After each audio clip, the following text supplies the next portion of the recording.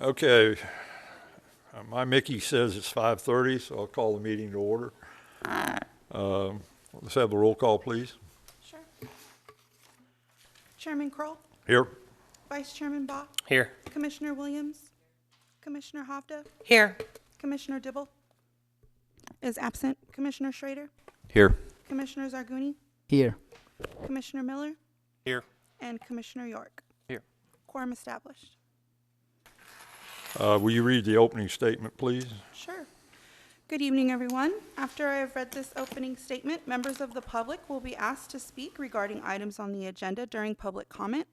If you choose to speak during this public comment period, you will not be allowed to speak again when the Planning Commission is considering this specific item. If you plan to speak, please make sure that you have signed in. The sign-in sheet is located on the table by the entrance. Speak into the microphone located at the podium and state your name and address for the record. Citizen comments are limited to 3 minutes. The timer will beep, letting you know that your 3 minutes are up. After the approval of minutes, the consent public hearing begins.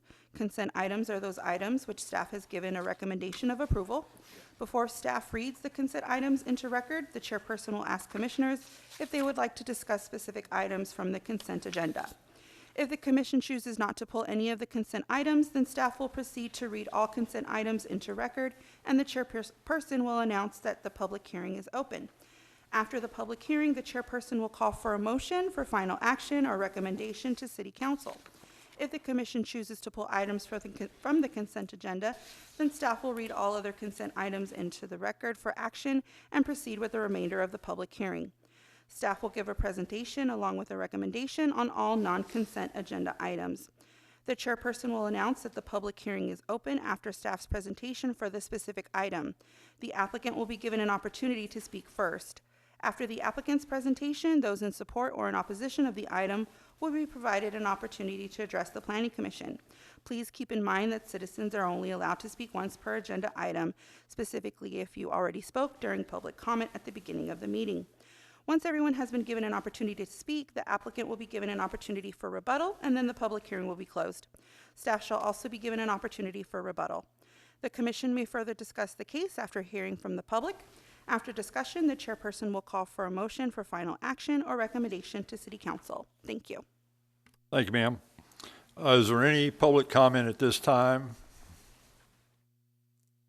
Seeing none. Approval of absences, we have none. Everybody was here last time. Approval of the minutes. I'll make a motion that we approve the minutes as presented. Second. All in favor say aye. Aye.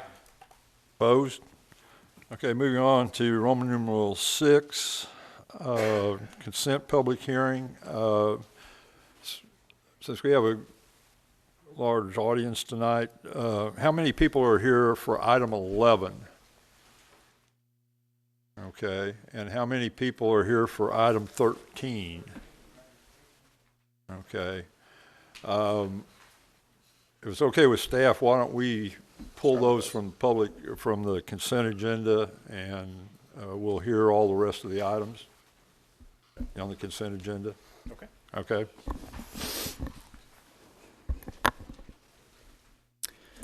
Again, the consent, Michael Dice, Development Services.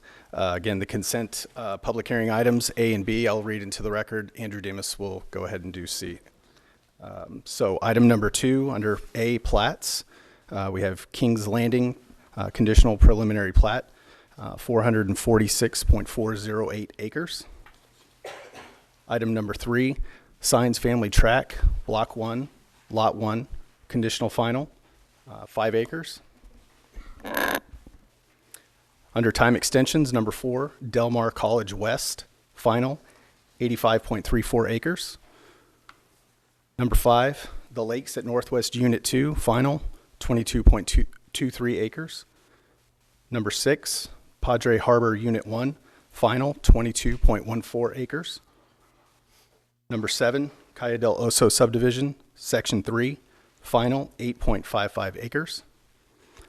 Under Section B, plats with variances waivers, W.R. Griffin Bluebonnet, Lot 1C, sidewalk waiver final, 0.26 acres. Items 9 and 10, Flower Bluff Heights, Block 6, Lot 35, final 0.413 acres with sidewalk waiver. And then for C, Andrew will finish that out. Good evening, Commissioners. Andrew Demas with Development Services. For the consent agenda, item number 12, case 101906, Rogelio and Maria Lopez. This is an ordinance to rezone a property at or near 3046 Holly Road from the RS6 district to the CN1 Neighborhood Commercial District. Staff is recommending approval of the rezoning.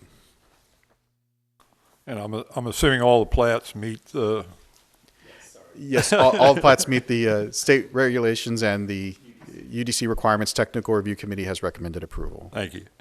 Okay, Is that something that was in the flies which one? a long time ago?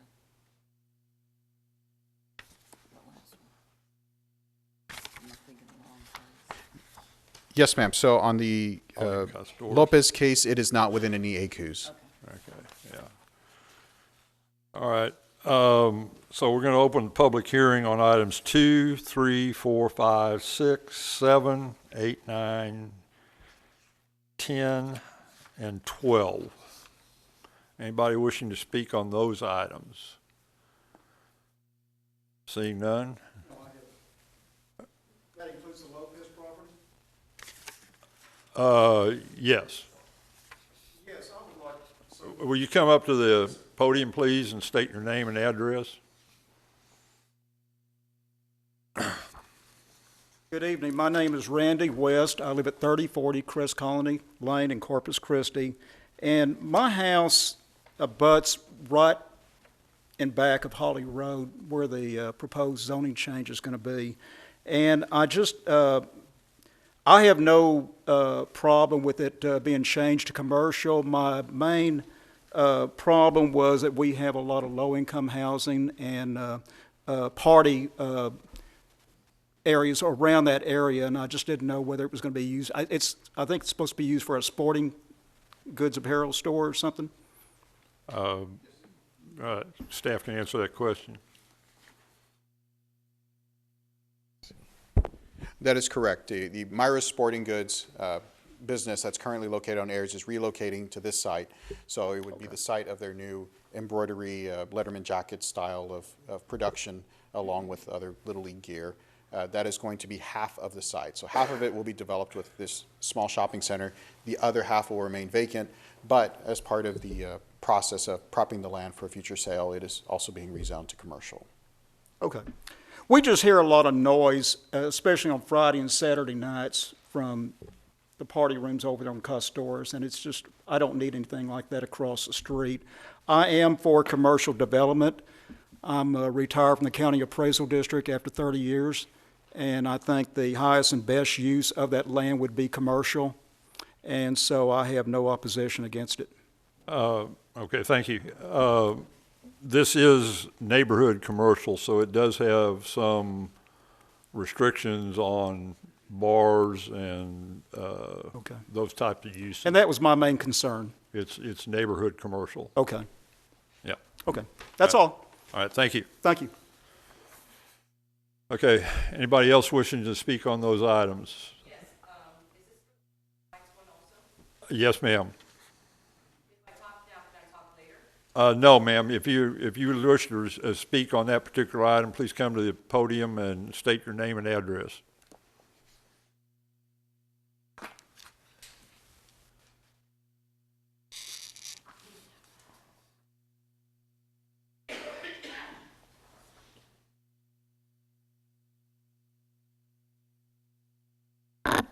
Sheila Weeks, 237 Valerie Street. So they want to build on a lot, but we really don't have a lot of information. Are they going to put so is that what this is on now? We're opposed. Well, this is it has to do with the plat. It doesn't have anything to do with the zoning, if that's your question. What do you mean plat? The use, they have to plat the property in order to get a building permit. Right, and this paper says favor or opposition, so Right. we're in opposition To the plat? to change. Well, It's mean, not, what is- they're not really changing the use. The plat is defining the boundaries of the property. Okay, yes, then, there's some fence issues. Okay? If I heard you correctly, you said the boundaries. They are defining the boundaries of the property with the plat. Correct. This is to legally, basically to legally survey and plat out, give it legal dimensions for the property itself. There is no use or zoning at this time. So when is that one? Because we're going to still be in opposition. Well, you would get if you receive notification on this one, it would have the same But notification. this one says final. For final plat. Well, there's That's just the two development. actions potentially. Zoning, which is to define what the land use of the property might be. Right, Which right. they're not asking for. And that's why we want to stay abreast of this. That's why So- this property is what, zone RS6 or Farm probably? and track. RS15, which means 15,000 square foot minimum lot size. Only single family. And only single family housing. But how many on this little parcel of land? One. His No, we still point, don't want it. his .4 acres, which is about 20,000 square feet. No, I understand, And I'm just saying, individuals have reached out to buy this property so it would not be built on. Well, So we don't want it built on. well, at this point, they're not building, they're not, But at this point next week, they could be wanting to. that's, So just for the record, opposition. okay, thank you. Two of us. Okay? Two. Me and my neighbor. Got it? All right, thank you. Yep. Okay, anybody else wishing to speak on items 2 through 10 and 12? Seeing none, I'm going to close the public hearing. Commissioners, I'll make a motion that we approve items 2 through 10 and item 12 as presented. Second. all in favor say aye. Aye. Wait a minute, back up. Let's go, yeah, right, I forgot about it.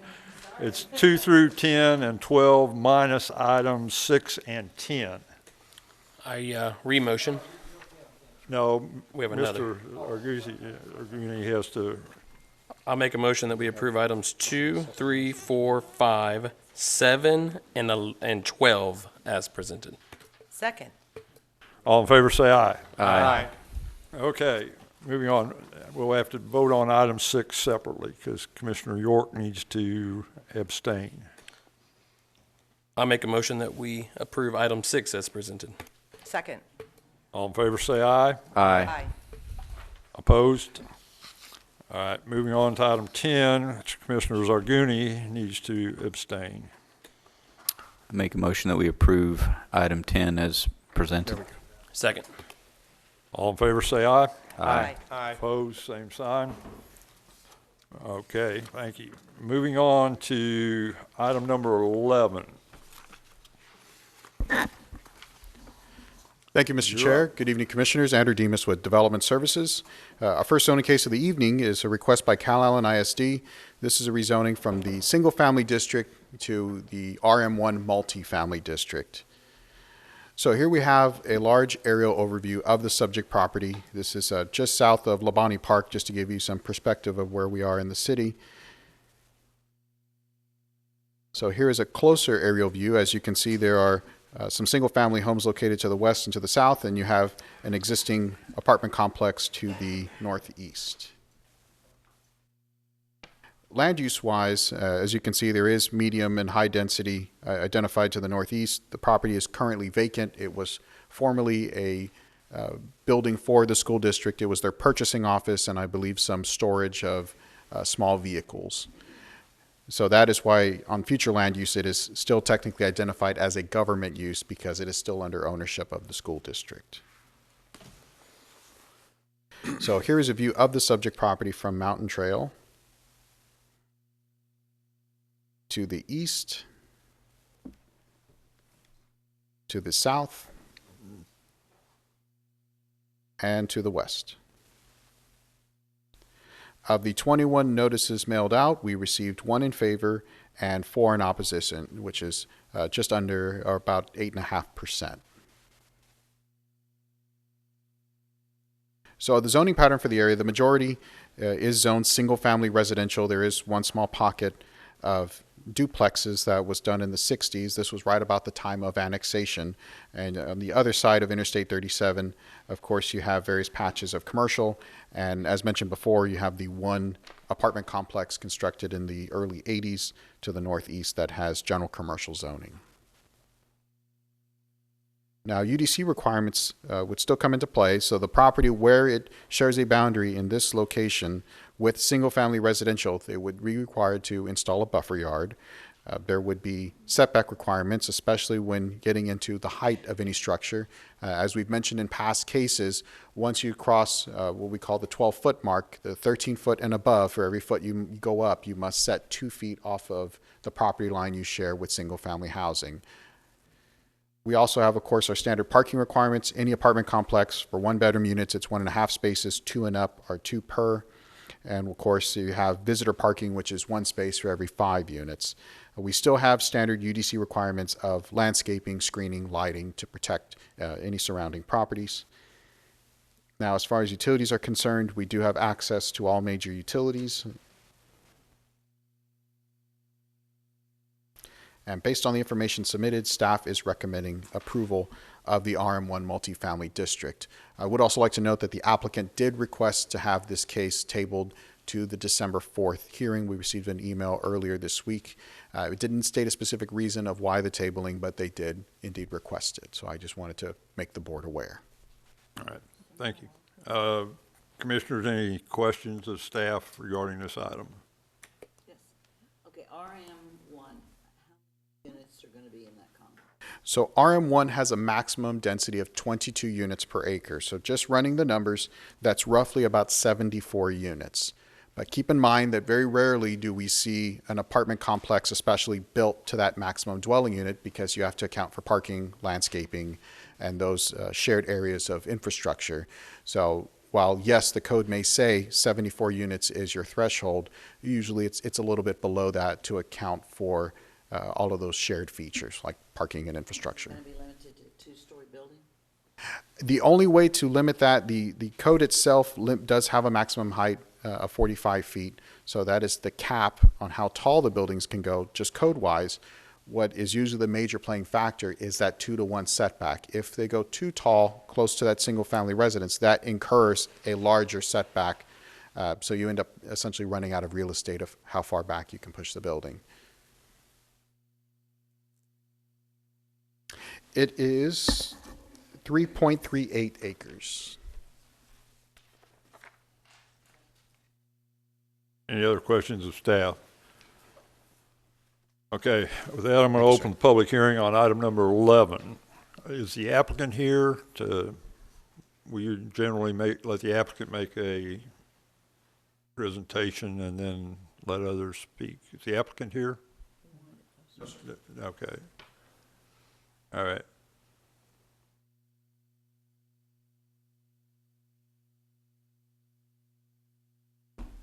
Murph Hudson, Urban Engineering, 2725. We represent the applicant and are available for any questions you may have. Any other persons wishing to speak on item number 11? Item number 11, Cal Allen area. Come to the podium, please. State your name and address.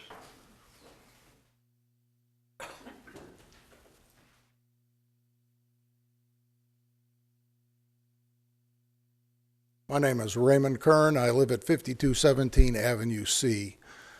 The school district wants to get rid of that piece of property quickly. It's been an abandoned school. It has gymnasium, classrooms, everything else. For over 40 years, it's sat as an empty piece of property with the school building abandoned. Now, all of a sudden, a year or so ago, they got the money and spent hundreds of thousands to get it ripped down. It's already zoned single family, as you said.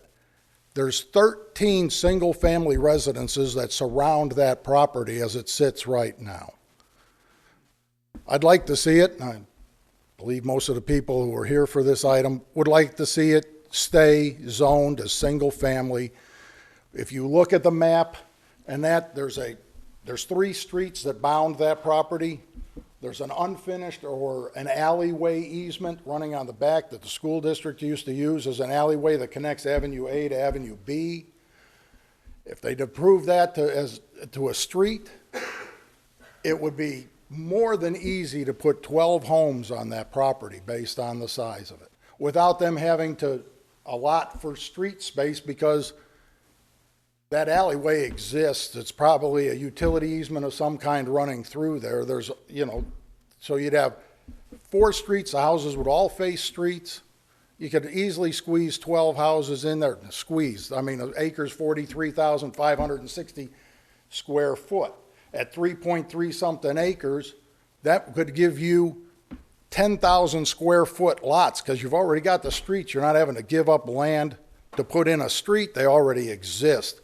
Might be that the zoning or whatever, when they build it, says they have to make improvements to the streets, because like a lot of Corpus Christi streets, they're not A1 condition. But they wouldn't have to allot for that in their acreage because they're already there. So easily you could squeeze 12 houses in that area. And the trade-off in taxes, yeah, they get some. There's, they put in 50 units.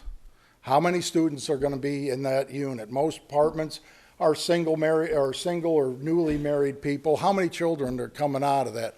What are they gaining versus single-family homes that are usually families, which have children going? So how many students, more or less, the Cal Allen School District would get, and the income from that, I can't tell you that, but I'm saying we'd like to see it stay zoned just the way it is. Like I said, you could make some nice 1,500 to 1,700 square foot homes on 9,000 to 10,000 square foot lots and still not burn up that 3.3 acres. Okay, thank you very much. Thank you. Anybody else wishing to speak on this item?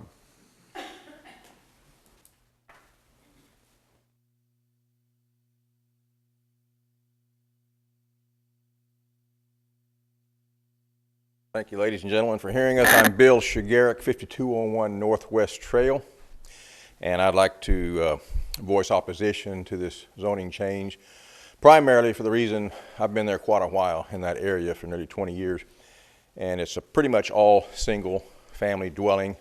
It's an old neighborhood, established. We do have that one apartment complex they're talking about. That creates some problems because back around where we live, it causes a lot of what I'd call riffraff coming around a lot in our area neighborhood, and there's some pretty nice houses back in that area. Single family dwelling would be ideal, as I reiterate what the gentleman said previously, that would be very well for homes to be built. Quite a few homes could be built. I understand commercial development, real estate, I get it, but this is more of a kind of a nook that's back to where it's again primarily single family houses, old established. And I'd hate to see it all of a sudden we have this huge apartment complex, which I'm sure will be pretty good size because of the size of the land that it is, and create a lot of extra traffic and a lot of extra people coming in that could cause problems and what have you. So just for the record, I'm opposed to it. I think most of the people in the neighborhood are as well. And that's pretty much it, just for the record. Thank you all for hearing us. Appreciate it. Thank you.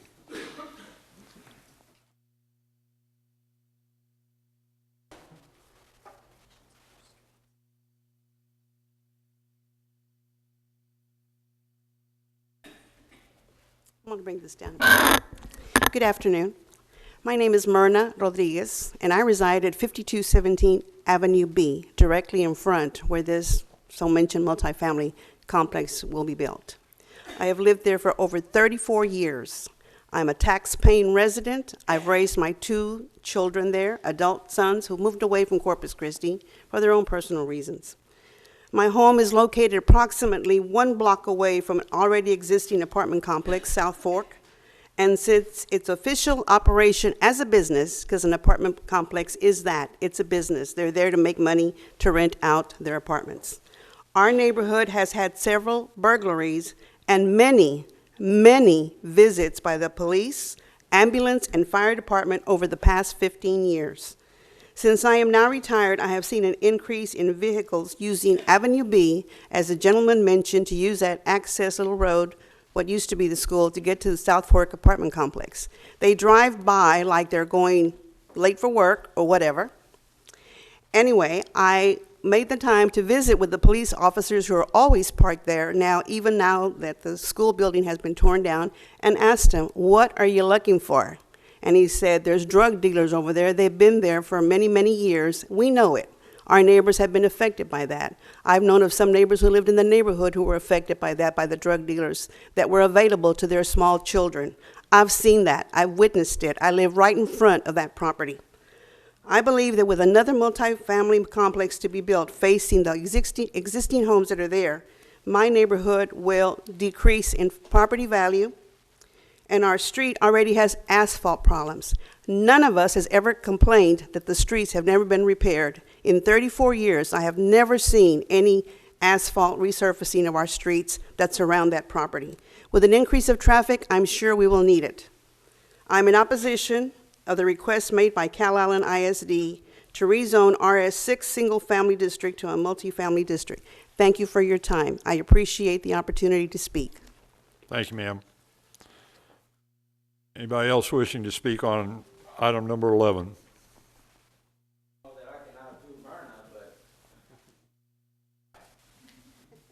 you, Myrna. That was very well said.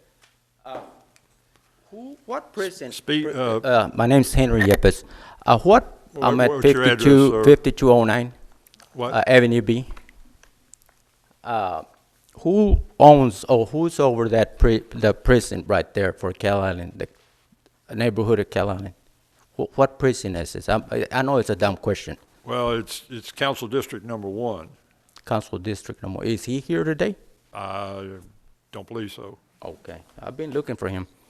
I call and leave messages, and back to where our infrastructure is deteriorating, it's in bad shape, and I think you all think it's funny, but it's a serious business. We got lousy roads out there. Now, y'all gonna put some more families in there, more roads, more noise, more traffic. I think you all need to reconsider this plan. It's just a sad situation. I'm like Myrna, been there for several years. It's a nice neighborhood. It's country in the city, something we don't see very much. However, bringing in all this businesses is just gonna run more risk. You got more thieving, more burglary, more traffic, more drugs, more everything. You know, it's just really, really disturbing our whole neighborhood. Now, as far as the roads, I think we can live with it for another 30 years. We've been doing it for several years. If y'all don't have any interest in fixing our city roads, I'm the little man. I don't know that I can come against you all, educated people, but if you have a chance, come by and visit me, and we'll walk around. And you know, we've been having birthdays on potholes, you know, because I mean, what are we using for, to plant plants or something? Let's try to help each other. You know, I'm up to pay on my taxes. Everything is, you know, I like the place where I live, but I feel like, you know, we're out there in no man's land. Like I said, these gentlemen that talk, I think, touched a lot of the bases and everything. I plan to stay there. I'm not going nowhere, but if I would really would like for you to reconsider keeping it single family. Let's just put some good, nice families that law-abiding citizens, and keep it that way. I mean, that's all I got to say. Thank you. Thank you for hearing me. Staff, will you make a note to pass the concerns about the streets on to the street division? Any other comments on item number 11?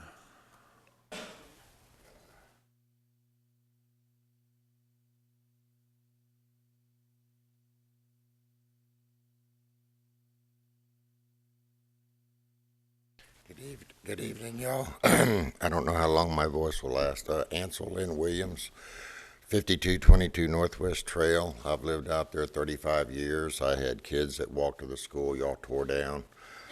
I want to tell you, it's a nice neighborhood, but we're finding that every time we see police cars, it's always back over to the apartment complex.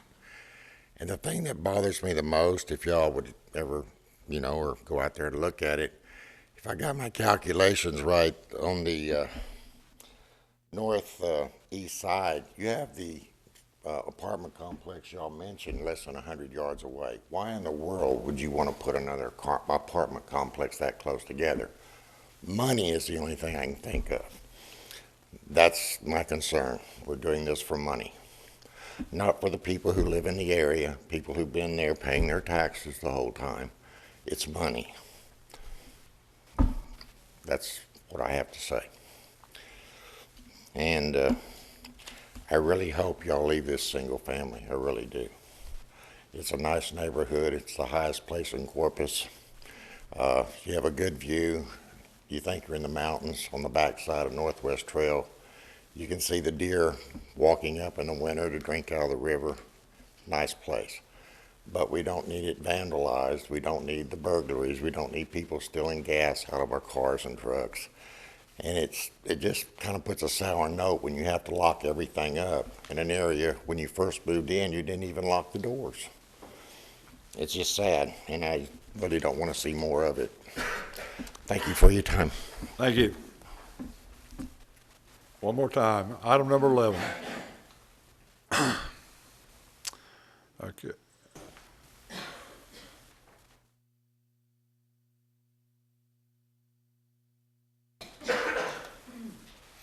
Good evening. I'm Elizabeth Cantu. I'm at 13023 Mountain Trail. I've completed 2 years in this neighborhood, and I have fallen in love not only with the neighborhood, but with my neighbors. It's a very easygoing neighborhood. And one thing you don't hear is loud music pounding, and we would love to keep it that way. I take pride in my yard. That is one thing that I have passion in. I live right on the corner of Mountain Trail and Avenue B. One little problem I had was from kids walking from middle school to the apartment complex. A couple of afternoons I had to do was stand outside because they were just walking right through my yard. My concern is, are they going to use my yard as a playground? Because if they don't have where to go, they're going to come straight to my yard, as well as many others. The other thing that you saw in the pictures was the condition of our roads. The traffic with the amount of multifamilies you're going to have on there, is it going to sustain the traffic? And like Myrna said, and the other gentleman said, we haven't complained about it, but we will. Is the city going to fix all the roads on there to sustain the traffic that we are going to be expecting? We hope not, because we hope these apartment complexes will not be coming into our neighborhood. I'm going to be nearing the age of 50. This is the community I wanted to come and live and retire in, just like everyone else is. So I'm completely opposed to this. Okay, thank you.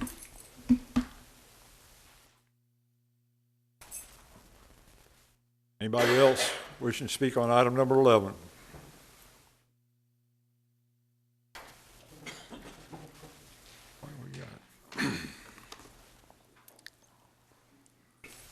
Yes, my name is Jose Cuellar, and my wife and I reside at 5122 Avenue C, which we're about a block away from this building complex that they are proposing a change. I would like for it to stay the same as it is because we'd like to preserve our way of living that we have there. And it will, if we bring in a large complex or apartments or whatever, it's going to reduce our standard of living. And for our because our safety issues, there's been an increase. I've lived over there for over 30 years, and I'm not pointing fingers, but if we get more people, our crime rate will increase there. And we like to keep it as a very nice, small community if possible. And for the reason of safety and for the style of living that we're having there, I propose that it stays as it is. Thank you.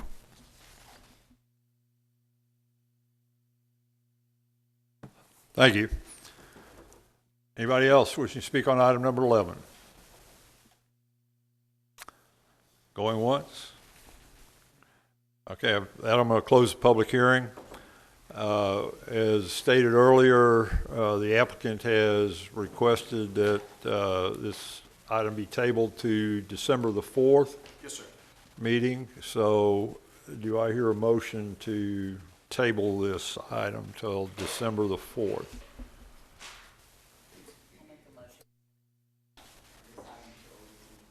Second. Okay. All in favor say aye. Aye. Aye. Opposed? For those of you who are interested, we will take this up again on December the 4th. So if you want to attend, please do so.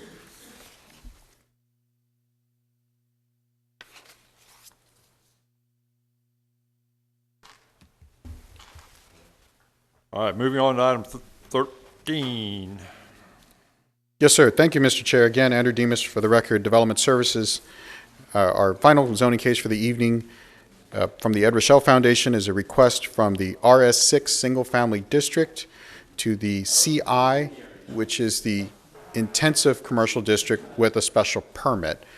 This request is for the construction of a transient lodging center. So as you can see on the aerial overview, the subject property is just off of South 19th Street and Morris Avenue.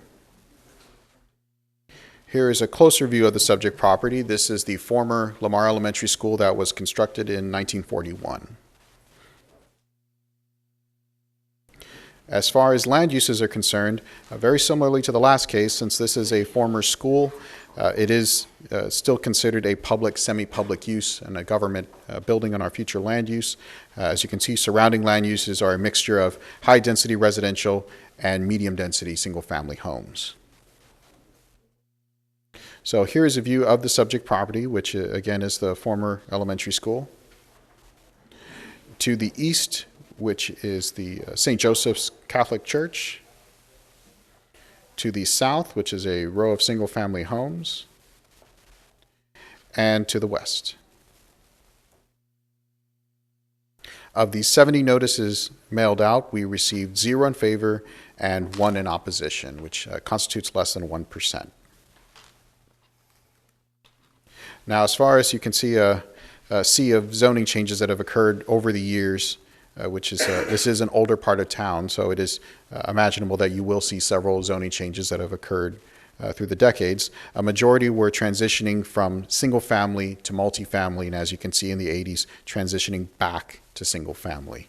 Keep in mind that single family residential houses are allowed both in multifamily and single family zoning. Now, considering it is, the subject property does sit entirely on one block, buffer yards in this case would not apply. We do have setbacks that would come into the fold if any expansion to the building was to occur. The idea, as you'll see on a site plan further down in the presentation, is not to expand the building towards any street yard. So the building will not be expanding towards 19th Street or Morris or Mary Street. As far as utilities are concerned, the property is currently served by all required utilities. Now, lastly, this is a preliminary site plan submitted by the applicant to show a new parking lot to be constructed. As I mentioned, the only area of new building would be to connect the 2 existing buildings that are of the former elementary school and forming it into one large horseshoe style of shape. But again, keep in mind, it is not an expansion towards any particular street. It is all interior to the development. Now, here's a rough site plan as was attached to our staff report that went out to you earlier in the week. So as you can see, there are a number of beds on the first floor, which are a combination of both bunk beds and single, and then of course that goes into the second floor. The breakdown, as mentioned in our staff report, is a total of roughly 308 beds. The first floor is consisting of a women's dormitory, men's, and family dormitories. The second floor is 151 men's dormitory beds. Now, based on the information submitted and taking all of these facts into account, our staff recommendation is approval of the intensive commercial district with the special permit. Now, we do have a few conditions. Those conditions would be that, one, it is solely to be a transitional housing facility to operate to assist persons with their transition to permanent housing.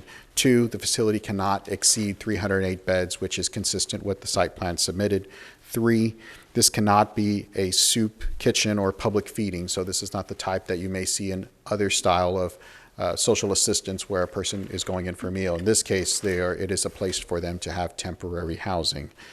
Intake facility-wise, bold number 2, that says that there cannot be any perceived loitering outside of the facility. It must be indoors, inside of the development, and there must be adequate waiting facility, meaning as you go in, there must be an adequate intake facility to have persons check in as they're seeking these services.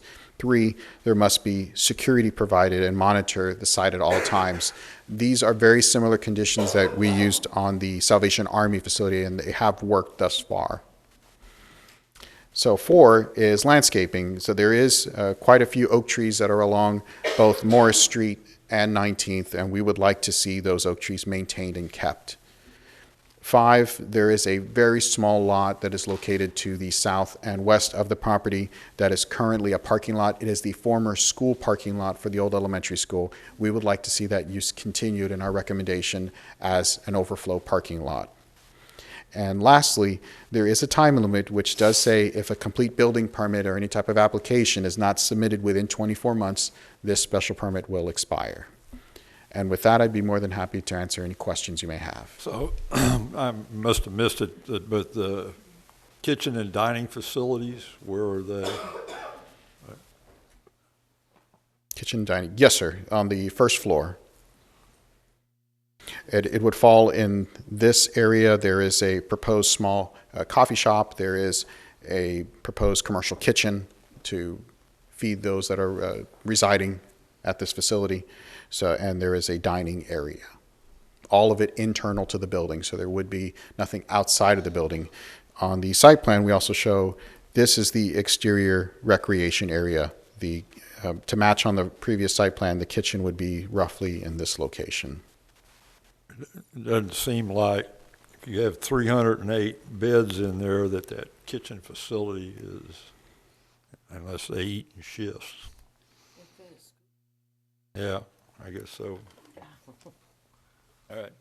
Thank you. Yes, sir. How much do you eat? Bunch.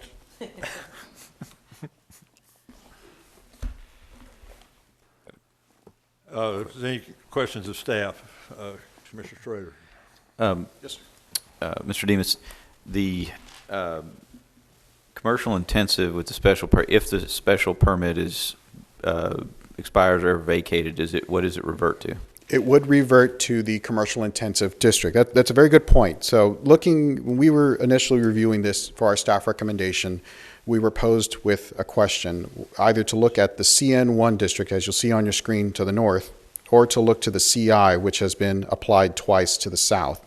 So the way the UDC is structured, it says that in order to have the minimum zoning you need to qualify for a social service use, in this case, transitional housing, you must have the CI with a special permit in order for that potential use to occur. Now, the difference between CN1 and CI is twofold. One is uses. So the CI district does allow, the things like bars, nightclubs, car washes, car sales, where the CN1 does not allow those uses, but the CI does allow a zero lot line. So it does allow for that flexibility of the site that in case they did need to expand the property towards either any of the 4 streets that surround it, they would have the ability. With the CN1 zoning, you have a 20-foot street yard setback. So essentially, a part of the building that is currently facing 19th Street is only roughly about 18 feet off of the property line. So we would essentially be conditioning a non-conforming use. We would be creating a non-conformity since the building does not meet current standard of the CN district. So we weighed all of those options, and we thought CI would be the best bet for all parties Okay, so considered. it's the setback that is effectively making the CN1 not applicable. That is one of the major reasons, was looking at avoiding creating a nonconformity with the building. Because I do have some concerns with the CI. In other words, what it potentially reverts to, and what's available to be Correct. put there under that. And is there any other way that would be reasonable to consider the CN1 with the special permit? Yes, that is absolutely an alternative, a viable alternative that we did discuss. In our discussions with the applicant, it was their hope to have as much flexibility as possible, that they were entering into a long-term lease, essentially a multi-decade lease with the Good Samaritan. So this essentially, yes, could absolutely be an issue 30 years from now. But as you mentioned, at the expiration of the special permit, it is the CI would be the underlying zoning. So those are some of the factors we considered. But again, to answer your question, CN1 is a viable alternative, but in working with the applicant, they did hope to keep the CI. So that's why our staff recommendation reflects as such. But as part of your deliberation, it would be a fair statement to consider CN1 as an alternative. And, well, could you do this? Yeah, never mind. I just have, echo Commissioner Schrader, the CI, if for some reason, leases can be broken and Sure. and so on, and if this does not prove to be a viable enterprise, then the CI zoning intrudes fairly far into the residential neighborhood. Yes, sir. So we considered, even if it was the possibility to add zero lot line as a condition of the special permit, to try to find a middle ground approach. The idea was, if there's any other flexibility that the applicant may need that is outside what we can see as planners, that is, again, part of that discussion we had. I know the applicant's in attendance, so I'm sure he's going to attest more to that. The one thing we can't do is essentially take uses away that are granted by right, meaning if the CI grants mini storage by right, we cannot use a special permit to say you cannot install mini storage. We always have to step down the district. So that is where, as Commissioner Schrader mentioned, CN1 comes into play. Well, what is it zoned right now, RS6? It is currently RS6. Could we zone it RS6 with a special permit? Absolutely. That is exactly what we did for Salvation Army. So that is also another viable alternative. Mr. Demas, just a clarification. You said it is possible to reduce the setback as part of the special permit? That is correct.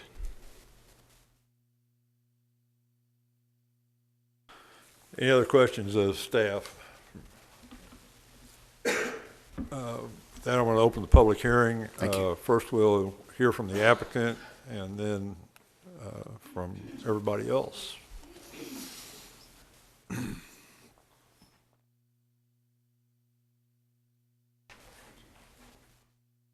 My name's Les Daniels. I'm with the Ed Rochelle Foundation, 555 North Karankawa, Suite 700. Open to any of your questions that I might be able to answer. This project is for a nonprofit. Good Samaritan has been here for a number of years and has served the community greatly. Their needs have increased, and we're providing this and keeping the school, or the building that was an elementary school. It's been in the area since the 40s. So we're maintaining the neighborhood. We hoped this might lead to some type of revitalization of the neighborhood. We feel that it's an outstanding program that the community as a whole will be well served by. And I'll be glad to try to answer your questions. Well, okay, is Good Samaritan planning on closing their existing facility or operating both? Yes. All All right, where is their existing facility? It's off of right off of Agnes and just in Alameda. Oh, okay. All right. Any other questions? Commissioner Williams? So the Good Samaritan is going to be leasing it from y'all? As far as I know, yes. And any of our leases are long-term leases. This is for next 30, 40, 50 years. So this is not a charitable contribution free building to Good Samaritan? They're going to have to be paying for the rent? Not necessarily.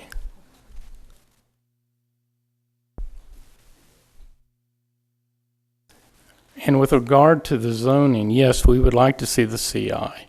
We understand the concerns. The CI offers us some flexibility, and one of the things that has come up, it's a non-conforming building to the zoning, is it's a multi-story building. If you get into the RS6 and we try to, if this facility has any growth in it, then not only is the zero lot line a problem, but now you have a height problem. And this is one of the things that we all looked at when we went to the city and met with them, and we went through all the you look at the CN1, you look at the CI. CI has more flexibility. I can't guarantee it, but it's not our intent, and it won't be the intent as long as the Ed Rochelle Foundation owns this property, that you're going to see it used as a commercial, full-blown commercial entity, such as a bar or anything that would, degrade the neighborhood. We're here to help improve the neighborhoods. And we've done this through demolition. We've done this, and this property's been sitting. It's completely fenced in, but it has been sitting for a number of years, and asbestos has been removed from it. So that protects the neighborhood. Even as a citizen, I would say, I might have some concerns about how it's operated and handled, but Good Samaritans have done such a magnificent job over all the years. I mean, the people that are there are just amazing. The folks that operate it, the folks that are there. I only see good things for this area happening. Everybody talks about the negative side. Look at the positive side of this.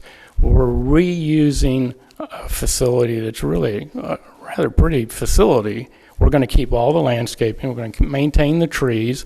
The area is actually going to, I would think, go up in value. We're also including the lot across the street for the parking. So that there's no overflow, there's no people loitering around, and Good Sam's doesn't allow that at their facility now.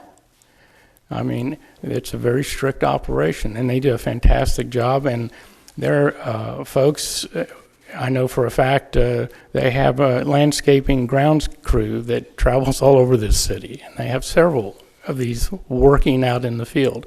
So it's not everybody there all at one time.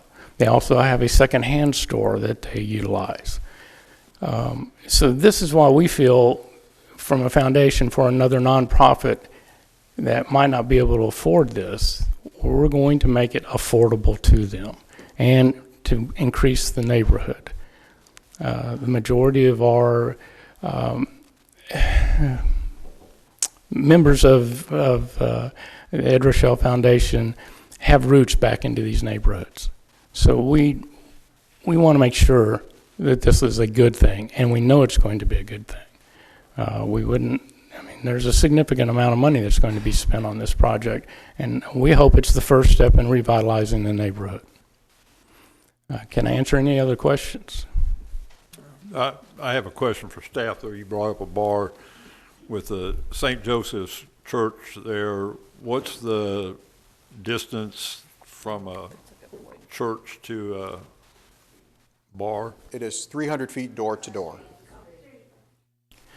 Okay.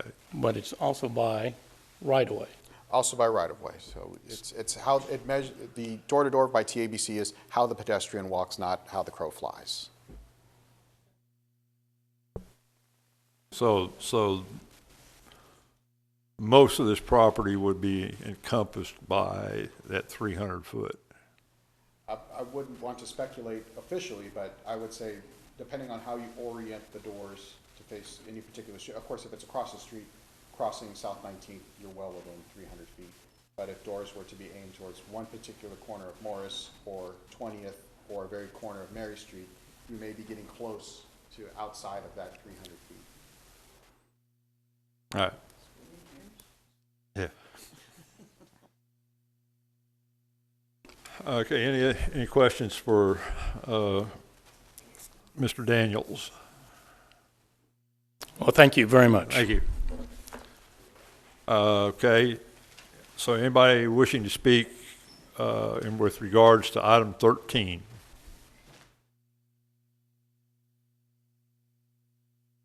Please state your name, address, and you will have 3 minutes to talk.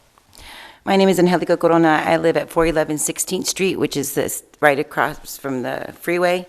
I already have an influx of transits living behind my house, right in the Mattress Firm little park area there. I have to deal with that. They don't. They haven't taken that into account. I haven't heard that. Yes, it is right across the street from a church that has used its church for educational facility and purposes. And if it should want to later, it will not be able to. We already have an overburdened demographic area of predominantly poor Mexican-American communities. We already have two low housing industries right down the street from each other, two waste management facilities, which y'all so graciously allowed into our community without public notice or hearing, and we were denied and shut down. So here we go again. What's best for what? The pockets of the people that are leasing, possibly? Or maybe the CCIC property being sold? I don't know. That's cosmetic to me. The bottom line is I've lived here all my life. I'm tired of people making decisions on what's best for my community. How is this going to benefit an already drug-infested, crime-infested community by putting transients in the middle, smack dab, across the street? There is no responsibility, zero responsibility. There is no looking at the people of that community. What is that telling my young children? I already raised my kids in this area. I couldn't even let them outside to play, much less walk to school, which you don't provide any bus stops. Even when the children were going to Lamar, which is now Zavala area, no bus stops. You gotta walk in the middle, smack dab, of a drug-infested, crime-infested community. It seems to me expedient, not on mine or for the people of my community, but it seems expedient that these things are being placed in a demographic area. It seems like it's trying to keep everything in one area, a certain type, a certain element, a certain people in one area, restricted from Leopard down to Agnes to Port. That's not a good example to me. I don't see how it's going to benefit. What are the benefits? What is, he didn't answer any benefits. How is it going to change my community? You know what would benefit my community? Making that an educational facility, something that actually benefits the people that live there. Bringing up the community in that way. What example is that setting? Not good. I'm opposed, and I know many people are, but we're never asked why. And excuse me, and I mean no disrespect, but it seems like these things are being placed where people aren't going to say anything, where we're out of sight, out of mind. That ideology is gone. People do care, but we're not listened to. And I'm tired of it. We need some relief. The burden falls on the people of that community, and it's always falling on us. No more. Thank you. Anybody else?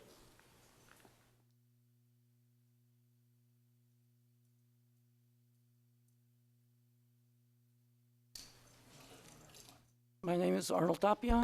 I live at 2303 Mary Street.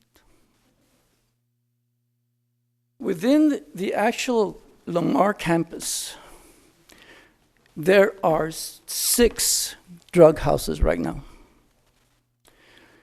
6 walking distance across the street, 6 drug houses right now.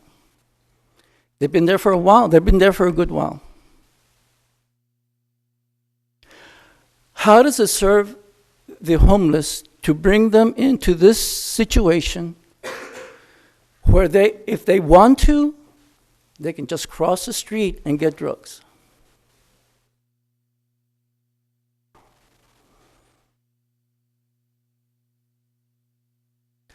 Think of what you're doing. Think what you are placing these people. Are we really helping these people to bringing them into a crime-infested, already burdened neighborhood?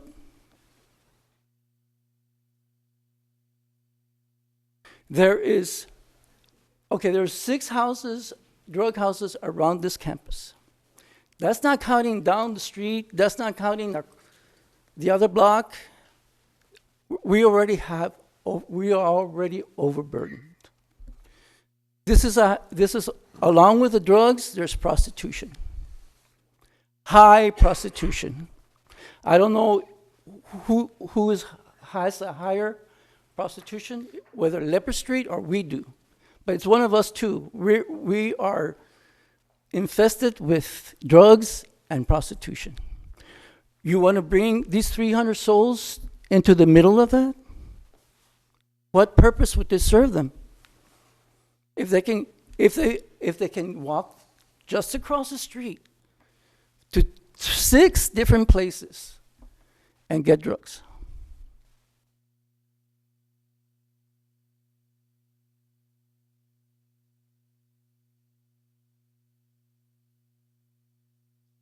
I asked you to please consider,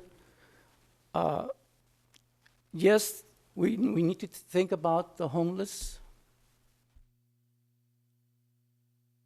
This is not the place for them. Their own safety may be in jeopardy already. There's already loitering around the campus already. There's a lot of loitering already without them. There's already high crime. There's been murders.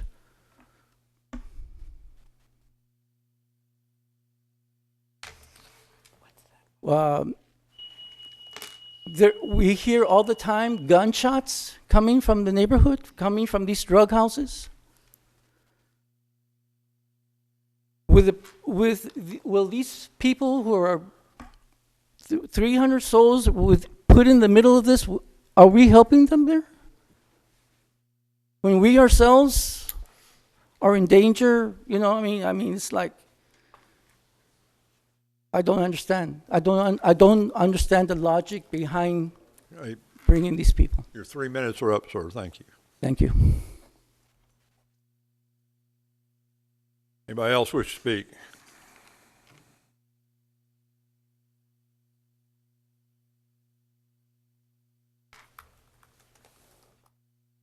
Hello, my name is Andy Corona, 411 16th Street. I approach things a little differently, okay? Proud of Cesar Chavez, proud of Martin Luther King, that I walked and talked closer than you are to me now, proud to Hector Garcia, that has a plaque on that wall of that school. He was standing there and talked to me. And you think I can just give it away? That man is dead now. And I am the guy he taught. Okay? Our neighborhoods are poor, man. They've always been poor. And I don't see any change. All this ordinances and different things and the beauty. There's no beauty. What this man said is real. I guarantee you, not being personal to anybody, let's build this location at the Sunrise Mall. You'll see how many attorneys will be in this building with millions of dollars. We don't have that kind of money. We don't. Maybe some of you do. I know we don't. We barely make it. And we try to help those that need help. This homeless, I have nothing against them. They're people like you and me. But some of them are mentally ill, and you know it. Swinging pipes, if you've never seen that, you haven't been in our neighborhood. Swinging bats at people, if you haven't seen it, you haven't been in our neighborhood. The drug houses he talks about, it's real. We know where they are, but I don't get involved in that. You say, why? Because if the police force doesn't get involved, Why should I? We only get involved when they push the outer limits, as we did in Vietnam. You push the outer limits, then we take action. And we hope we never do that, because we have the Constitution to rely, to protect us, and the justice, like you people that are giving us that right to speak. That's why we don't raise guns in this country. We let the police force handle it. And they know where these crack houses are. But there's regulations and things. Huh? I'm going to show you something. Subchapter, shelter for homeless individuals. Section 244023, restrictions. I'm sure you guys have read it. If not, maybe your people that read it will inform you. Unless municipal consent is granted under section 244025, a person may construct or operate, constitute within, this is important, within 1,000 feet, almost, the shelter of a homeless individual, a primary or secondary school. There is no primary, there is no secondary, but St. Joseph, across the street, if you don't listen to them, then you're discriminating, because it is a religious group, not a primary or secondary, but it's a religious group, a religious school. The kids are the same age as the ones first grade and second grade, third grade, and all that. That section right there. Read it. Please read it. But I'm not here to downgrade nobody. That's not my intention. But I know that some of the people are sick, and I would like them to have help. I really do in my heart. I want them to have help. But who cares? Who gives them a hospital or something? Thank you for your time. Thank you, sir.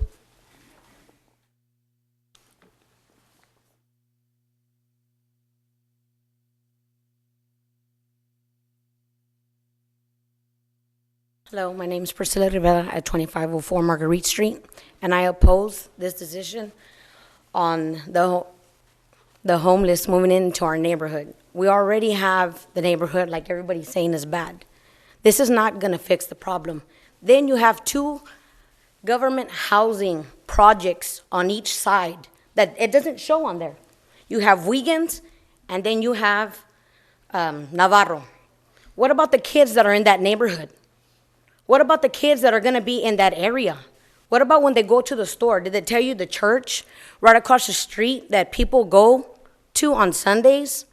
Or what about the barbershop that's been down the street? Or the bakery that's there that's been over 59 years? The little stores around the neighborhood?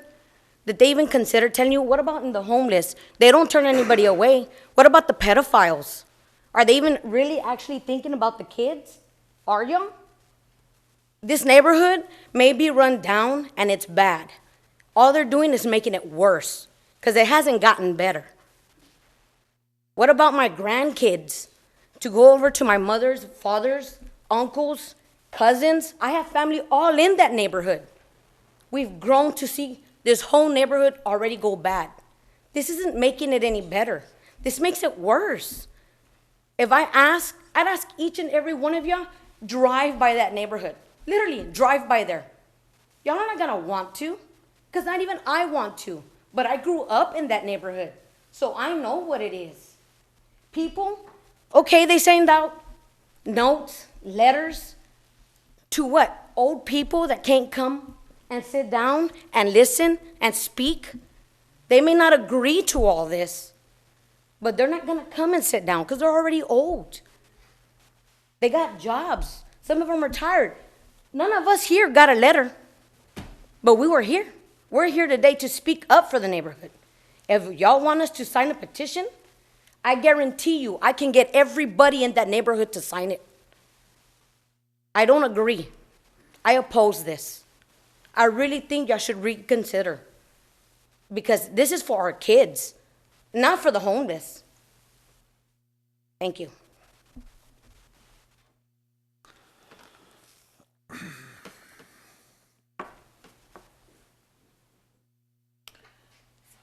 My name is Brandy, and I live on 1010 19th Street.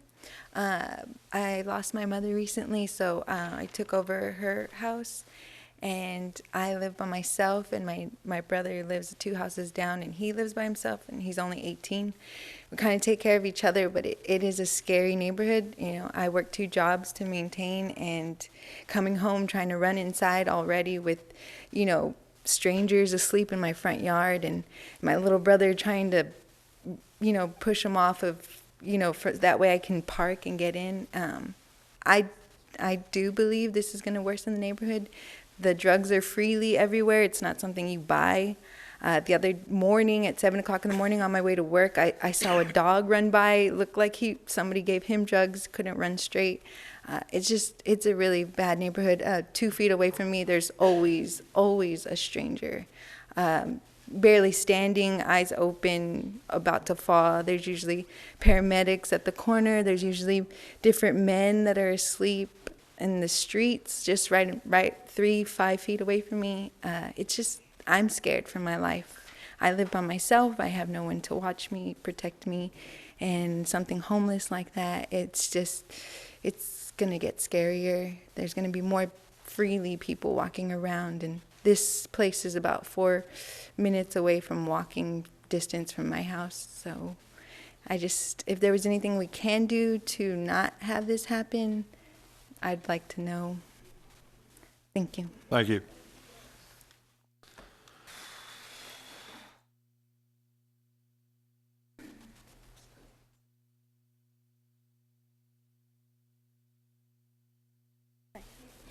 Barbara Handy at 2113 Coleman, and also on 810 South 19th Street. We have a family business, been there 59 years. I'm here to oppose and speak for my neighborhood. Uncles, aunts that are not here, that are not able to speak or are afraid to speak. Them having or wanting to do this, I don't think it's a good idea. As of now, I myself patrol my business, my home, throughout the night, having to run off transients. You know, they're drugged up, thrown on the ground. You know, my kids, my children's, they can't even play outside, play ball, play football. I had one gentleman ask my 16-year-old son then, he just turned 17, asked him if he wanted any drugs while he was playing baseball outside. Now, you say it's better for our neighborhood, for the community. Have you been there? You have? A whole day and night? Have you spent the night? You actually have spent the night in our neighborhood. Okay, I invite you. Yes. Ma'am, you need to address the commission. Well, I invite all of y'all to our neighborhood to spend a night at my home. Last night there was a gunshot down the street, literally across the street from Lamar. Literally. This is an ongoing thing. There's shootings every other night. You don't hear it on the news. They're not going to be saying it on the news. There's prostitutes all over also. Drug houses, there's literally one down next to me. My kids can't even be outside. And I mean, it's crazy. We already have enough transients now, drugged up. You know, my mom feeds most of them because they don't have money, because they're hungry. Half of them, they stay at the Salvation Army, the Good Samaritan over here on this side. And they still end up on that side, hungry, asking my mom to feed them. My mom never says no, gives them a handout. Not a problem, because that's what we were raised and taught to do. But yet, they're going down the street buying drugs, buying crack. And then they're walking like zombies. That's what my kids call them, though, zombies. You know? This is our neighborhood. This is where my children, my grandchildren should be raised, you know, in good. Instead of using it for that, why don't you just make it for educational, like the lady said? Build a park for our kids. You know, we have, 2 housing areas. You know, I'm afraid, like I said, for my kids to be outside. When I go to work, I come straight home. I don't even want to be outside anymore, sit outside of my porch like we used to back in the day. You can't even do that. Because there's somebody walking, around and lighting up, their stuff right there in front of us. They say it's better, and I'm all for that. It's good to help somebody when they need it. But that's just bringing more and adding more to the crime that we already have. and the problem that we already have that none of y'all see. None of y'all. Y'all not there day to day, night to night, living it. I'm up at 2, 3 in the morning, walking my property and the business, making sure they're not asleep in my front door. Because our customers don't want to come in. They don't want to get off. Our elderly customers don't want to get off. They see somebody and they're like, oh no, we don't want to go in there. We don't want to get off. We're afraid for our lives. We've been there 59 years. Our customers shouldn't be, feeling that way. We from the community shouldn't feel that way. We shouldn't, like Ms. Brandy said, she shouldn't feel afraid to walk out her door. Oh, ma'am, your 3 minutes are up. Well, thank you for letting me speak. Thank you.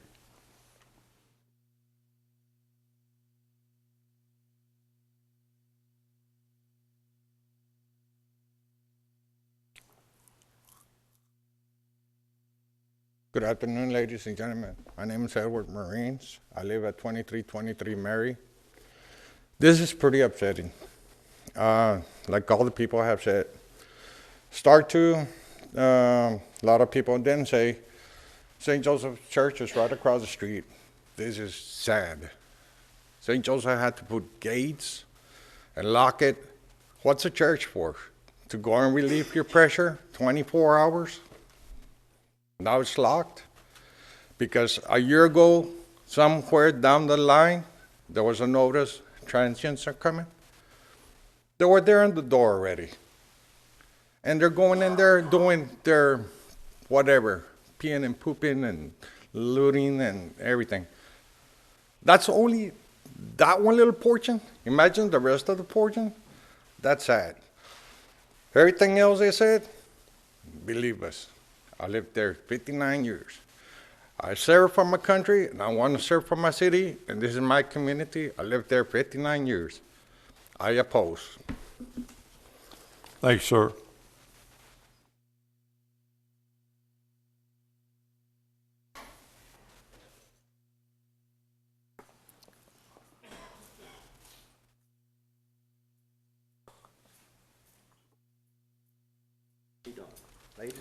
Speak to the microphone, please. State your name and address. Ladies, Michael Roberts, 2301 Comanche.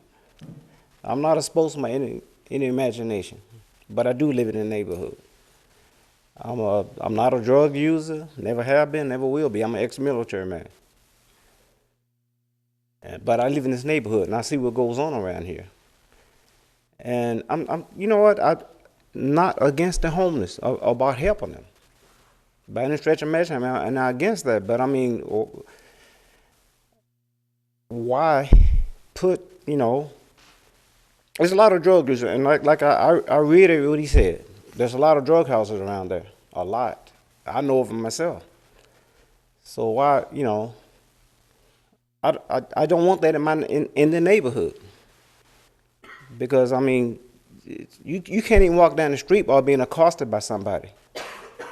They either want your money, they're gonna ask you for it, or they're gonna take it from you. And if you ever been in this neighborhood, you will know that. But if you never been here, you wouldn't know it. You wouldn't put a shelter, a place with drug addicts on the south side. That wouldn't happen. They would protest it big time, and it wouldn't happen. So, I put it all on our side of town. And we the ones that got to deal with this on a daily basis. I know people personally who these people broke in their house while they were in bed asleep. They took their money, their jewelry, and stole their cars. I saw this. I know this happened. And I agree with helping homeless people. And believe me, I've been there. I've been there myself. But I don't do drugs. I don't do none of that. I don't steal. I don't rob. I don't do none of that. But I've been there before. I've been in the shoes. All I'm saying is there's got to be a better way of doing it. And not putting all the dregs in, in one area, because it's, like I said, it is kind of discriminating. It is kind of discriminating. Put a homeless shelter on the south side and see what they got to say about that. That's all I got to say, sir. Thank you, sir.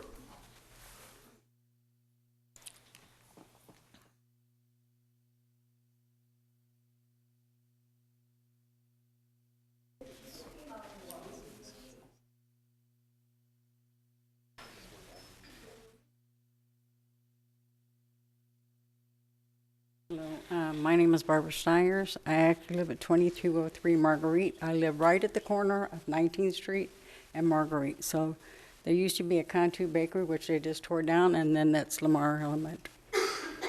In the last 2 months, there was 8 shootings, and they actually ran down my fence and hit my tree, and they were shooting. There's not nothing on this side, and there's Lamar on that side. And we have to run inside. We used to sit out there, and we have to run inside.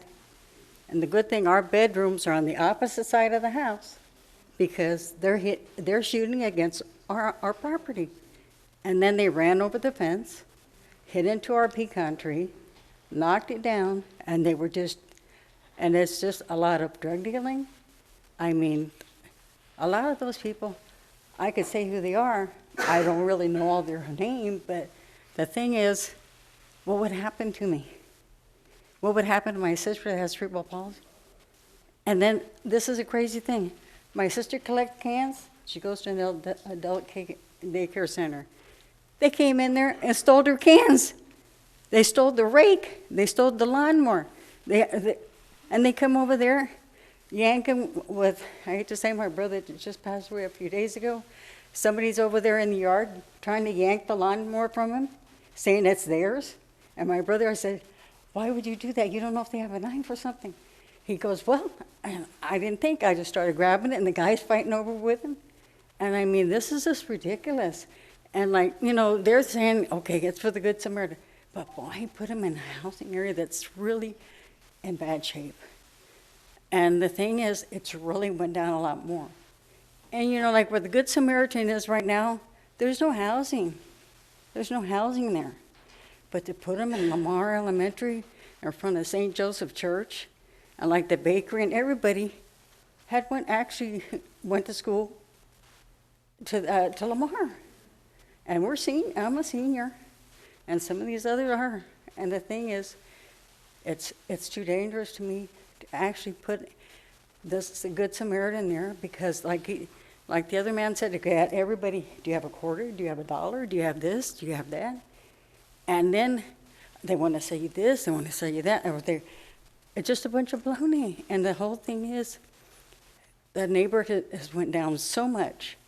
And the thing is, you don't know who to even talk to anymore. There's so many different people around that we've never even seen. They're just walking all around the streets. They're all either all high, they're talking to themselves. I even had one time the mailman, he's talking to me, and then all of a sudden, this one black man walks up and punches him and punches me and says that he had gave me his check. And he was actually a mental health. And he pepper sprayed him, and I took off running, tried to get to the house to call the police. They didn't do anything to him. Then I see him at the courthouse, and they go, hey, Curtis, get away from here. Leave everybody alone. That's when they had everybody hanging out the courthouse. All right, ma'am, And I didn't know your the 3 names. minutes are up. Thank you. Okay, and so I pose. Anybody else wish to speak?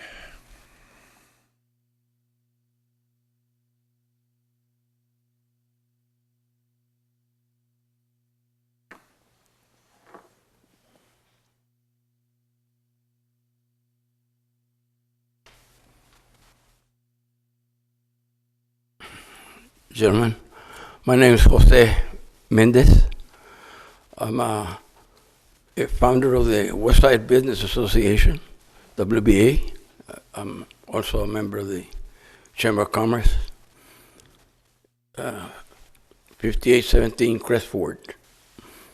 I'm in the belief that we could find a better use for this school, that the neighborhood needs help. As a member of the WBA, we have done a lot of work for 30 years trying to revitalize this area between Agnes and Laredo in the Highway 44 to Robstown. We've done a lot of work. We worked there for 30 years trying to revive. We hope that with the new bridge coming in, is going to drop in that area, and it's going to help the Highway 44 between here and Robstown has picked up about $300 million worth of businesses, new businesses. We kept it open. At one time, the city officials were talking about shutting down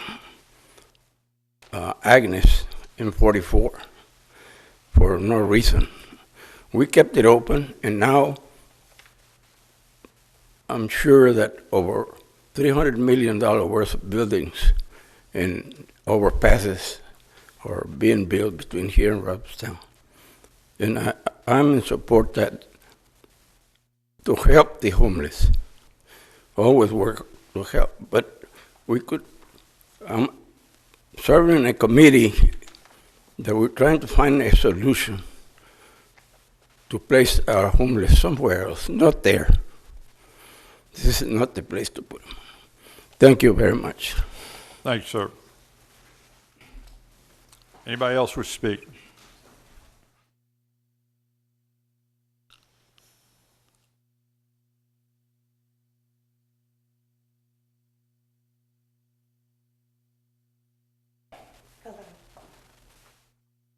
My name is Rhonda Garcia, 2203 Marguerite. We've lived there 5 generations. I went to Lamar. It's really hard when you live somewhere. We understand that the homeless, you know, it is misfortunes that do happen. But if you're bringing them into an area and they're already down on their luck, and they're going to come into a drug area, who's to say they're not going to want to turn to drugs?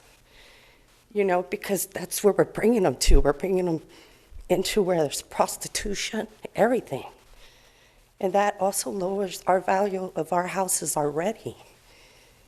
And it's just heartbreaking that you, at night, you're not safe. You hear gunshots. If you slept there, you do not sleep at night. People have to get up in the morning. We're tired because we're sleepy, because there's, you know, dogs are going off, gunshots. What's that noise? You gotta jump up, check what's going on. It's scary. Can't be in peace. You're gonna bring 300 more people to this area? You know, like I said, people, when they're down on their luck, they're weak. We become weak. And that's just gonna make them wanna probably fall in, because everybody's offering it. Everybody's offering drugs, you know. And then kids, you don't want more kids seeing that life. Thank you. I hope you really don't do this for them and for us. It'd be really unfortunate that we would have, you know, more kids shot, killed because of the area already. And us. Thank you for listening to us. Thank you, ma'am. Anybody else wish to speak?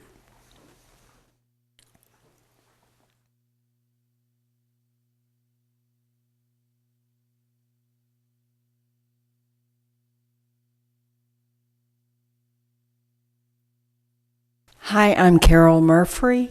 I live at 6306 Wimbledon Circle, Corpus Christi. I'm Executive Director of Good Samaritan Rescue Mission, and we're 66 years old this year. And I wanted to come tonight because I want to know how the neighbors feel. And when I first looked at the property and looked at the neighborhood, I saw some of these same things. But as I listen tonight, I don't see anyone distinguishing between homeless and gangs. And what I see in that neighborhood, half of the neighborhood are family homes, probably ancestral homes, because there are a lot of seniors there, and then there are a lot of, maybe their children and grandchildren are there that have lived in that same house for so many years. And they're well kept. They're poor, but they're clean and they're well kept. But other houses in the neighborhood, which they can identify, have been put up for rent. And the people renting those houses are drug dealers. And they are selling it right and left. The prostitution is thick in that neighborhood. And I'm just as concerned as they are about it, because all of my able-bodied persons at this time are at work. We keep a ton of disabled, but we also have Good Sam's labor force. We believe the most important thing a person can do is to have a job. As long as they're jobless, they'll be homeless. So we need to make a distinction between homeless and gangs. The drive-by shooting that happened a couple of months ago, those were not homeless people. That's people that have rented houses in that neighborhood, people that own cars that could drive by, people that own guns. These are not homeless people. These are gangs. And I think that the answer is not to keep other people from coming in. The answer is to get rid of the 6 drug houses. Get rid of the gangs. Get rid of the reason that all of these folks are scared to death. The school has been broken into many times. I've gone over there. And they're meeting there to do drug deals and then do the dope in the building. And we have shut that down, or the Rochelle Foundation has. And we have a lawn crew that goes over there, and we check all the windows and all this. So we are just as concerned about that kind of thing. But I believe that our going into the neighborhood will actually provide more security and more eyes on. But please remember to distinguish between gangs and homeless. And thank you so much. Thank you. Anybody else wish to speak? That's right.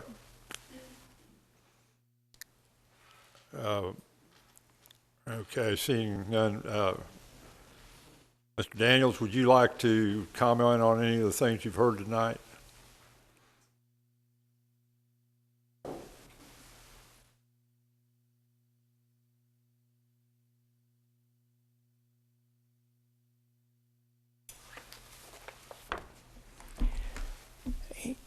In hearing the folks from the neighborhood, I understand. My past life, I understand.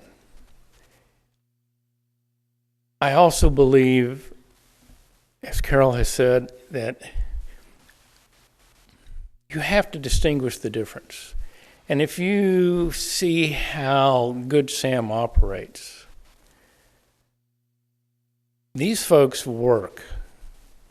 They're not drug dealers. You can't even get in there if you do drugs.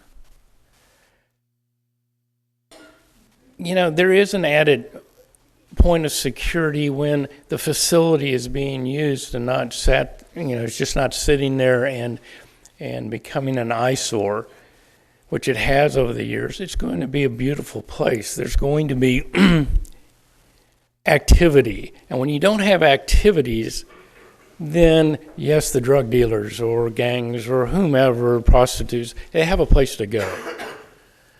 This place is now going to be monitored and secured by the people that are attending there, because they're there because they want to get better. They want to do better. They want, if they've had something in their life that has caused a problem or a setback in their life.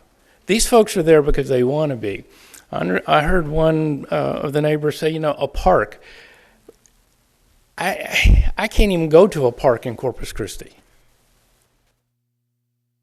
I can't even go to a gas station without being approached by, somebody that's asking for money or drugs or whatever. But these folks, this is a whole different. These are folks that are wanting a chance at life. And this is an outstanding facility.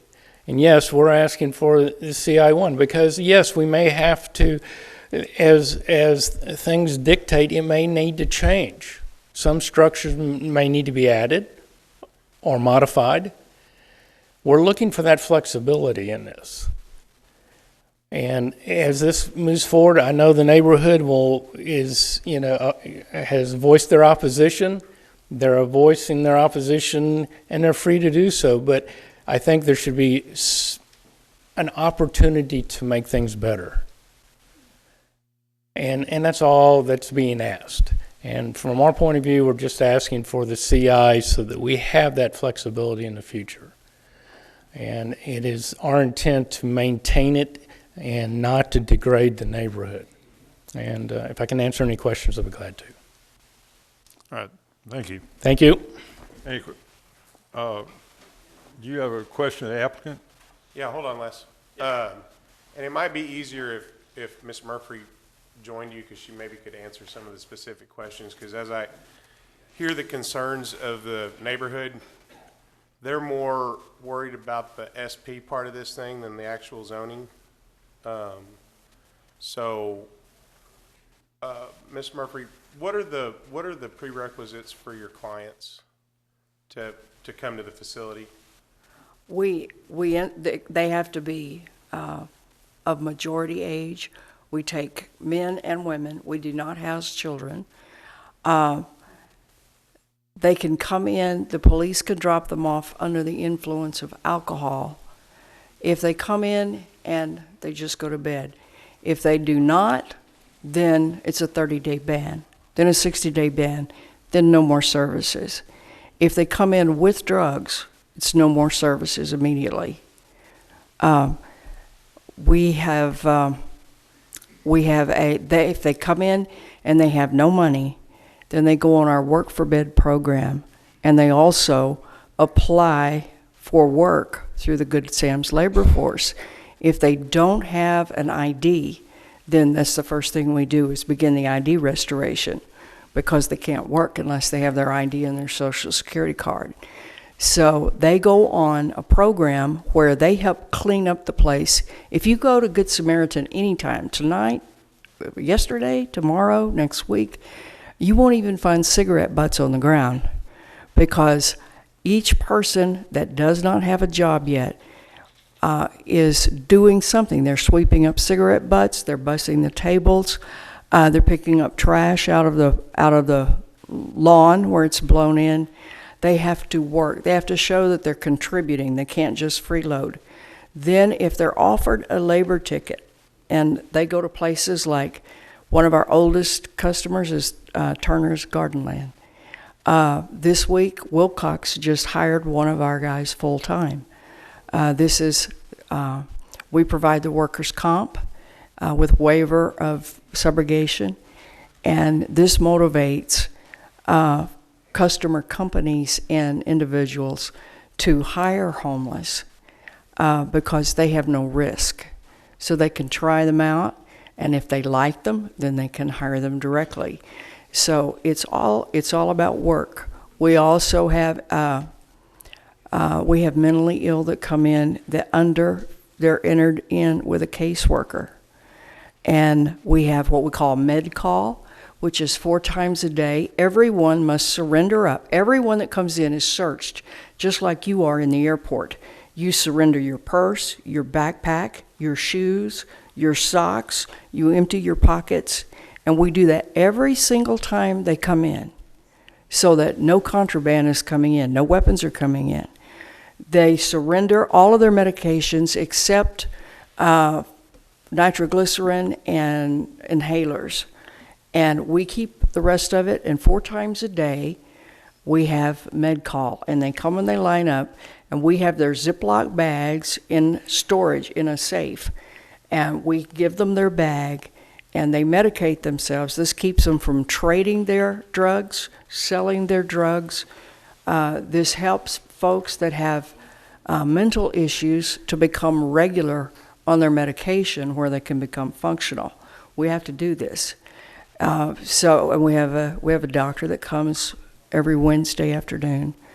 So there are different populations of homeless. There are hardcore street people, and I've seen them in that area. They wouldn't come into Good Samaritan if their life depended on it. They won't go in anywhere. And you have to treat that people group differently than those who are actually wanting to comply with rules and wanting to put their life together, wanting to have a job, wanting to have an income. That is a totally different person than the hardcore person on the street. We see the zombies too. They're out, they're smoking that synthetic junk, and we also have in this city, we have a problem with heroin, and we have a problem with methamphetamine. And those folks are not allowed to stay at Good Samaritan. If they come in under that influence, we give them one warning. If they come in again, they're drug tested, and then it's no more services. So we're not just throwing open the door for every Tom, Dick, and Harry that comes in, because there are too many people that need shelter, and there's not enough shelter available in the city. We met with the mayor today. There's a problem with that. So we're trying to provide that, but we don't want the teenager to run the house. We run the house. And my general manager is a retired master gunnery sergeant who was recon for 25 years in the Marine Corps. And he has a team, a staff. We're open around the clock. So we have 3 shifts. All right. We serve 3 meals a day. So all of the needs Ms. are met. If they're caught panhandling, it's no more services. In the interest of time, I've got some very specific questions that I need to ask you. Is there a maximum, minimum time? Do you have beds for the night, or is there a minimum stay?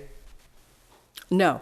Okay, so you could presumably be a bed for the night facility there, correct? Sometimes they just need a night. Sometimes maybe they came here for a job or whatever, or a relationship didn't That's work fine. out, I just- and they need to get back home. Real quickly, do you allow felons?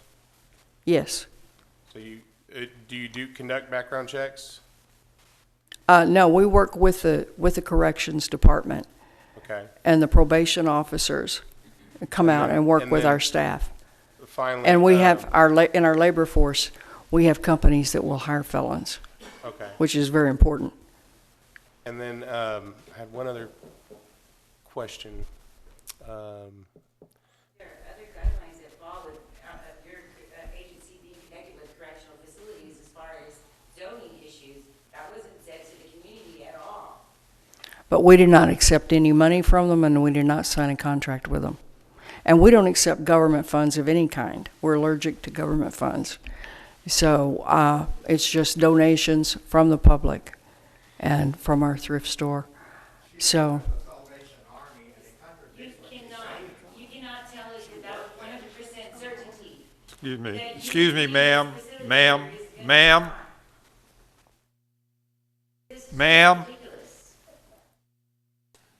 Can I ask her a question? No, sir.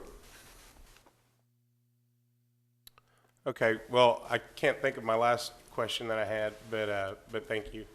All right. Thank you. All right. Does anybody else have a question for the applicant?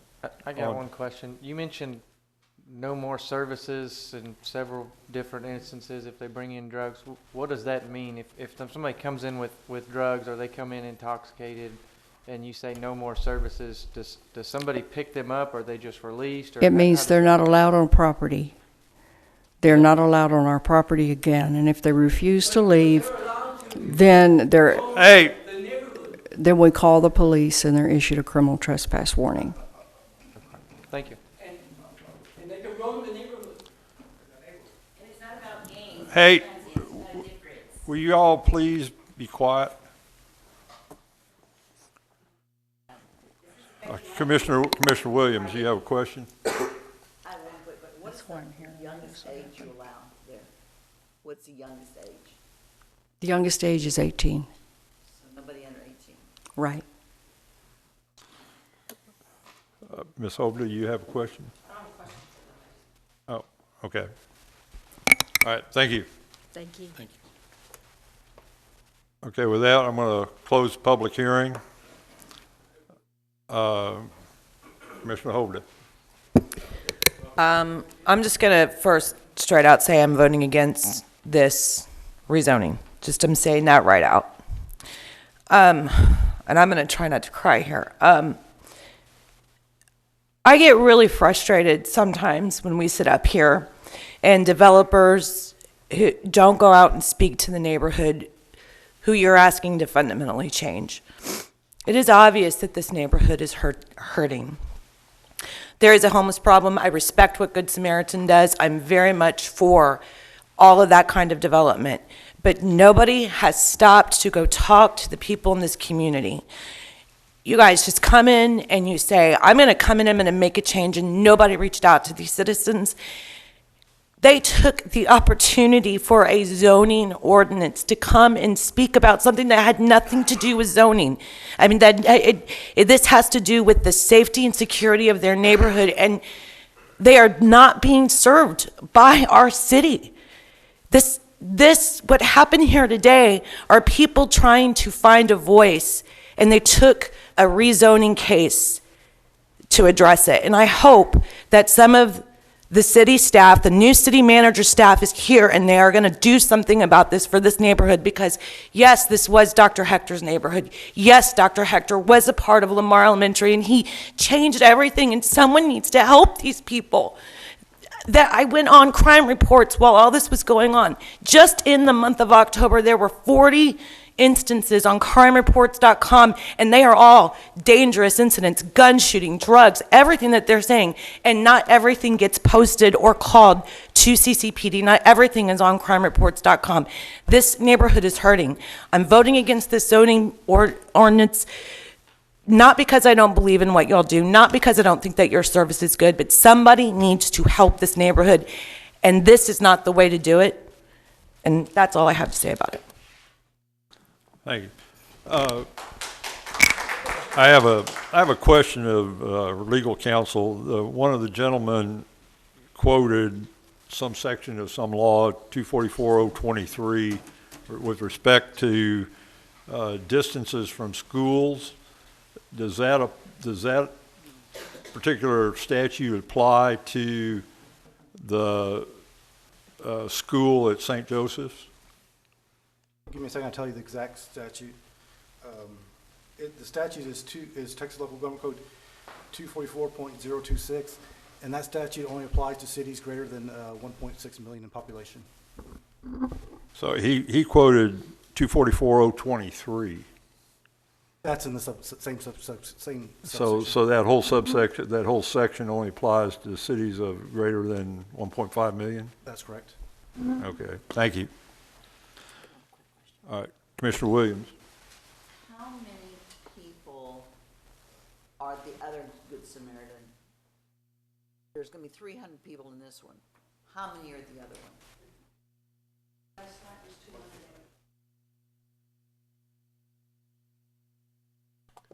I remember my question. Commissioner Miller. Do you have a curfew? A curfew? Yes. What time is the curfew for your tenants? 11 p.m.?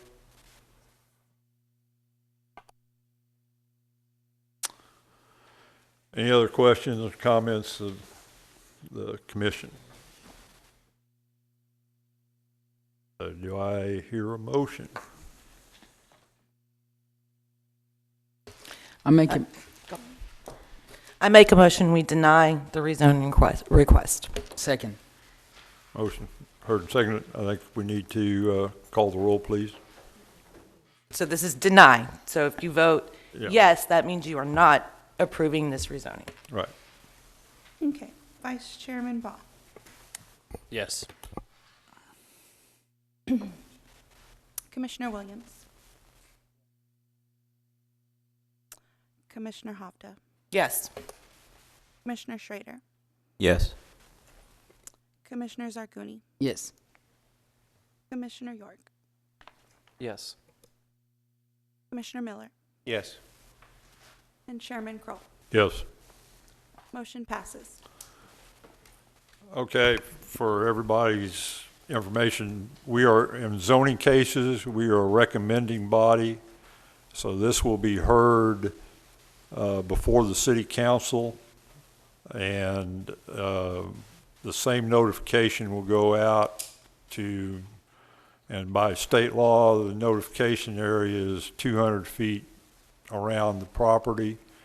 And it will also be published in the newspaper as to when that date will be. I thank everybody for their input.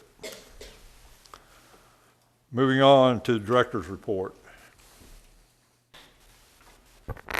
Thank you, Mr. Chairman. I'd like to make you and the commission aware of some of the things that we've been working on at Development Services.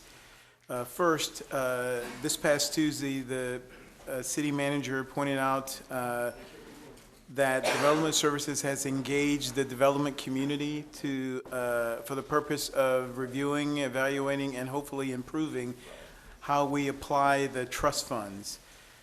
Stakeholder meetings have been set up. We've met on October 4th. Have another meeting this Friday, October 18th, and we have subsequent meetings set up, all for the purpose of reaching a consensus on a consistent application of the trust funds. Hopefully, Development Services' goal is to do our due diligence and bring before this commission our findings and recommendations in January of 2020, and hopefully to City Council in February of 2020. Second, I'd like to make you aware that Development Services is working to improve our outreach to the community. So in that being said, we've established a Development Services Task Force. That group will meet monthly. We'll meet with this group monthly to just go over what we're doing in Development Services, what's new in Development Services, any new policies, any new procedures, any new SOPs, and then hear from the task force on what we're doing right, what we're doing wrong, where we can improve. And I think it'll engaging the community helps us. If we can keep communication open, hopefully we can improve our development process. Michael Dice will inform you further on some of the things we're working on. So beyond just the stakeholder engagement that we're doing with meetings on different subjects, as well as the monthly meeting, we'll have a monthly newsletter. We'll start creating a email database for people that are interested. We have launched social media sites, Facebook, Twitter, Nextdoor. We'll be doing updates throughout the week, as well as what we're calling Social Media Monday. So at least every Monday, we'll have something about the department, something that's going on, be it a meeting, upcoming change, whatever that may be, highlighting employees. So those are things that we're doing to increase the engagement moving forward. Question about you said the task force. Who makes up that task? Are those staff members or stakeholders? It's Development Services staff members and it's development stakeholders in the community. Thank you. Any items to be scheduled? Seeing none, we're adjourned. Thank you all. Can you go into that section? What? Some meeting.